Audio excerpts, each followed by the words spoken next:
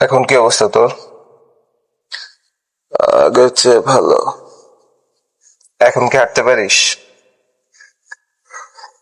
অল্প। ডাক্তার বেশি মুভমেন্ট করতে মানা করছে। নিজের খেয়াল রাখলে তো তোর হার্টে যে একটা ব্লক আছে এটা আগেই বুঝতে পারতি।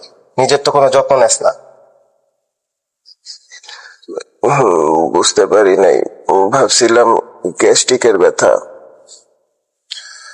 হঠাৎ যখন শুনছি তুই অনেক অসুস্থ হয়ে পড়ছিস, তোর জ্ঞান নাই, পালস পাওয়া যাইতেছে না, তোকে লাইফ সাপোর্টে রাখা হয়েছে, তখন যে মানসিক ভাবে কতটা ভেঙে পড়ছিলাম এটা তোর এখন বুঝাইতে পারবো না।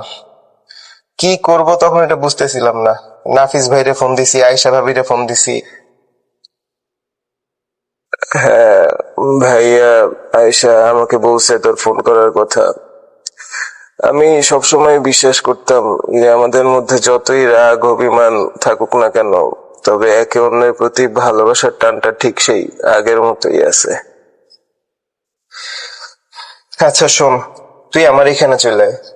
আমেরিকাতে আমার অনেক ভালো ভালো ডাক্তারের সাথে পরিচয় আছে, কোনো কিছু নিয়ে তোর ভাবতে হবে না, সব ব্যবস্থা আমি করতেছি, তুই শুধু চলে আয়। আগে আমাকে এখান থেকে রিলিজ দিক, তারপর ডিসাইড করব থাইল্যান্ডে যাব নাকি তোর ওইখানে আসব।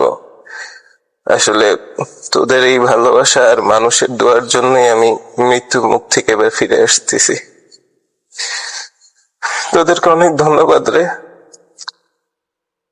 কিসের ধন্যবাদ?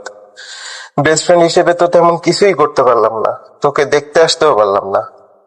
যাই হোক, তোর শরীর এখনো ভালো না, অনেক কথা বলে ফেলছিস, আজকে তাইলে রাখতেছি। আর শোন, কোনো কিছু প্রয়োজন হলে আমাকে জানাইস, ভাবিস না যে আমি দেশে নাই বলে তোর জন্য কিছু করতে পারবো না। তোর বন্ধুর এখনো সেই ক্ষমতা আছে যে দেশে না থাকলেও তোর জন্য যে কোনো কিছু সে করতে পারে।